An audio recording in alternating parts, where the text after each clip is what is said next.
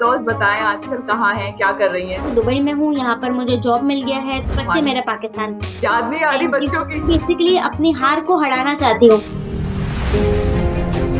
काफ़ी हद तक हम लोग पूरी कोशिश की कि इसका घर बस जाए। बस इसका हस्बैंड जो है वो उसकी रिस्पॉन्सिबिलिटी नहीं समझ रहा था। बड़ी बहन है लेकिन बड़ा भाई बन के मुझे सपोर्ट किया। जो अगर इसके साथ भी ये प्रॉब्लम फेस होती है उसको भी ये करना चाहिए कि अपनी बेटी को सपोर्ट करना चाहिए।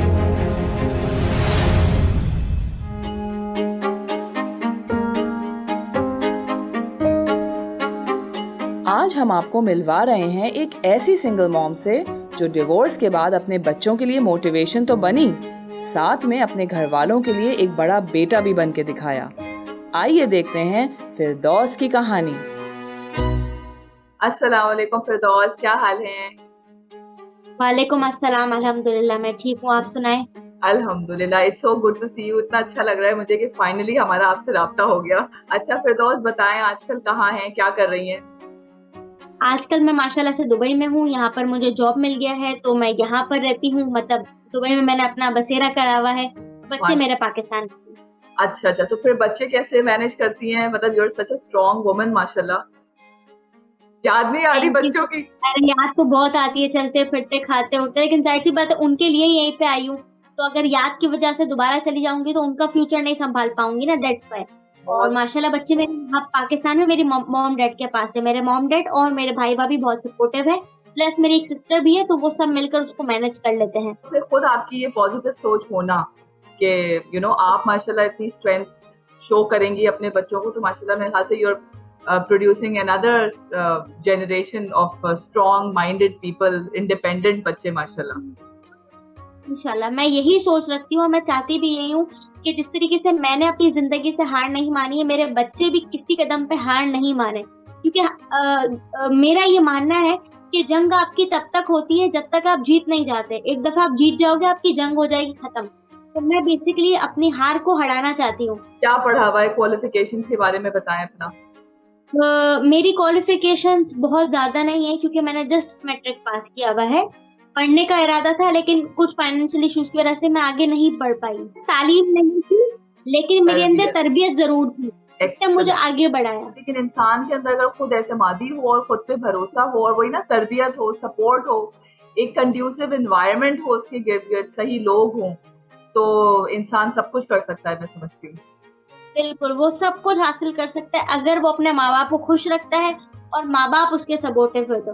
और मेरा सपोर्ट सिस्टम में बोलती हूँ मेरे मॉम डैड है सिर्फ। अगर वो आज नहीं होते तो मैं आज यहाँ नहीं होती। माशाल्लाह। अच्छा मुझे अपने बारे में फिरदौस बताएं, अपनी लाइफ के बारे में, अपनी लाइफ जर्नी शुरू से आखिर तक अभी तक का जो सफर था, थोड़ा सा ब्रीफली उसके बारे में बताएं। शुरुआत से तो यही कहूंगी कि पहले तो मैं पढ़ना चाहती थी लेकिन कुछ इश्यूज की वजह से पढ़ नहीं सकी और माशाल्लाह से मेरी शादी हो गई। शादी होने के बाद बेटा हुआ, उसके बाद मेरी बेटी हुई। तो एक्चुअल जो मेरी हिम्मत की वजह है ना वो मेरी बेटी बनी। लेकिन जैसे ही मेरे हाथ में मेरी बेटी आई तो माशाल्लाह मुझे ऐसा लगता है कि बेटी ने ही मुझे ताकत दी है। और फिर मैंने उस रिलेशनशिप को खत्म किया और मैं आगे बढ़ी। लोगों ने बहुत सुनाया, लोगों ने, कि हमारे अपने लोगों ने ही बोला कि भाई छोड़ दिया है मर्द जात को, कैसे जिंदा रहोगी, कैसे पालोगी पोसोगी बड़ा करोगी।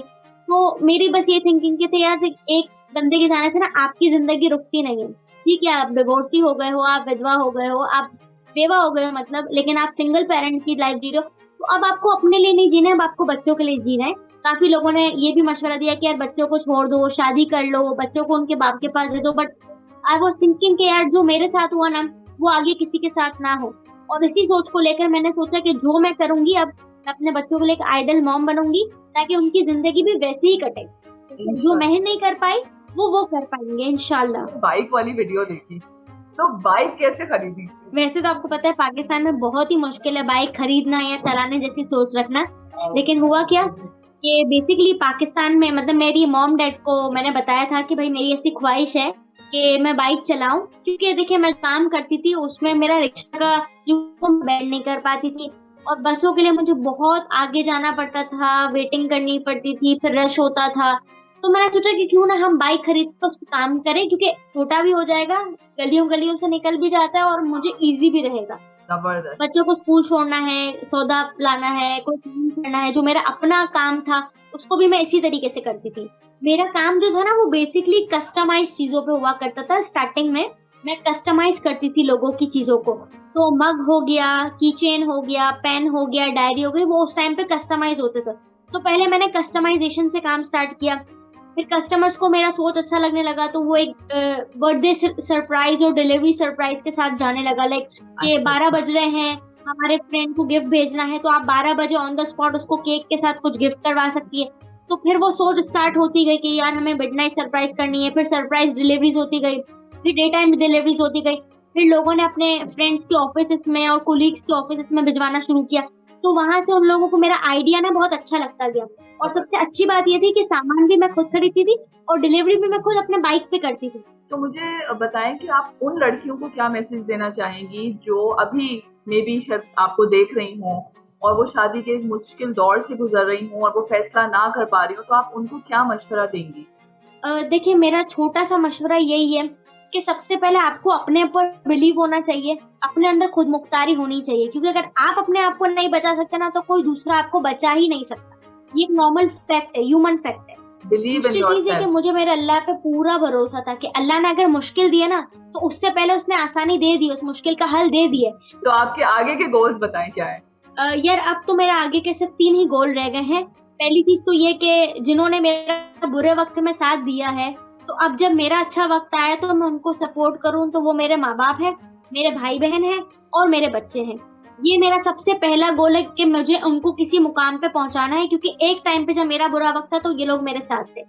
दूसरी सबसे मतलब जो दूसरा गोल आता है वो ये है कि जो चीजें मैंने बर्दाश्त की या मैं जिसको सह नहीं पा रही, तो मुझे जिसके लिए जनरेशन को चेंज करना था, तो मैं अपने बच्चों की तरबियत ऐसी ही करूं कि कल को कोई ये उंगली ना उठाए कि सिंगल पेरेंट थी, कमा रही थी तो उसने अपने बच्चों की तरबियत सही नहीं की।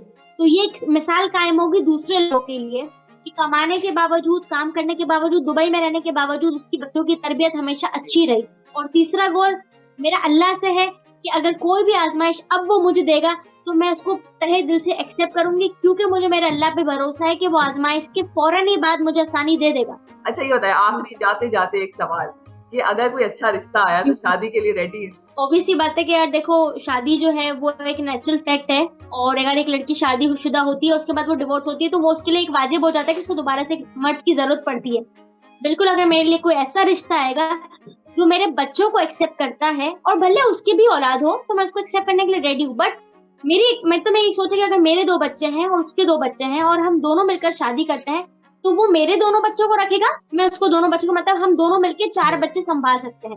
बट उसके अंदर पावर होना चाहिए कि वो सपोर्ट करे और मेरे अंदर इतनी ताकत होनी चाहिए कि मैं 4 बच्चों को साथ लेके चल सकूं। इंशाल्लाह अल्लाह ताला आपको आपके सारे गोल्स में कामयाब करे और हमारी सारी दुआएं आपके साथ हैं। आइए मिलते हैं फिरदौस की सपोर्टिव फैमिली से। 2 साल तो माशाल्लाह घर सही जा रहा था। माशाल्लाह 2 साल का बेटा था। फिर बेटी के आने के बाद अप डाउन हो रहा था। इतना मतलब वो नहीं, काफ़ी हद तक हम लोग पूरी कोशिश की कि इसका घर बस जाए। बस इसका हस्बैंड जो है वो उसकी रिस्पॉन्सिबिलिटी नहीं समझता था, जो उसकी जिम्मेदारियां है, जो एक मर्द की जिम्मेदारी है जो पूरी करनी है वो नहीं कर रहा था। अपना इवेंट प्लानर का काम करती है ना, उसके लिए उसको जाना पड़ता था बाज़ारों में।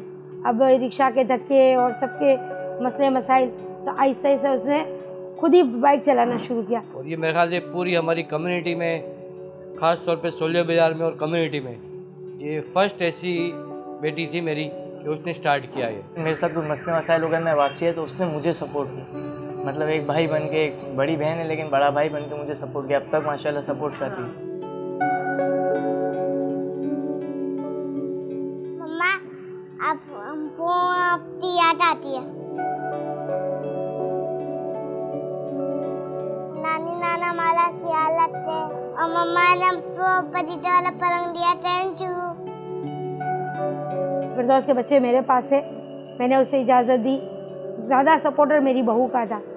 जब ये बात हुई तो मेरी बहू ने आगे बढ़ के बोला कि आप जाओ, मैं आपके बच्चों को संभालूंगी। कहते हैं ना कि बाप का बाजू बेटा, लेकिन इनके मेरे शौहर के 2 बाजू है। बड़ा बेटा वो जो अभी दुबई में, और छोटा ही है। देखने वाले भाइयों को यही बोलूँगा कि बस अपनी अगर बहनों के साथ अल्लाह ना करे ऐसा कोई केस आता है तो उनको सपोर्ट कीजिए, जितना हो सकता है अच्छा सपोर्ट कीजिए, फैमिलीज़ भी सपोर्ट करें ऐसे लोगों को। किसी भी बाप को, मुझे भी फ़ख्र है और कोई भी, मैं तो बोल रहा हूँ कि कोई भी ऐसा बाप जो अगर इसके साथ भी ये प्रॉब्लम फेस होती है तो उसको भी ये करना चाहिए कि अपनी बेटी को सपोर्ट करना चाहिए और वो उनको हौसला दे, उनको मोटिवेट करे कि भाई ठीक है, प्रॉब्लम है, ये चीज़ पार्ट ऑफ लाइफ है, ये हर किसी के साथ हो सकता है, किसी के साथ भी हो सकता है, तो इसमें कोई घबराने वाली बात नहीं है।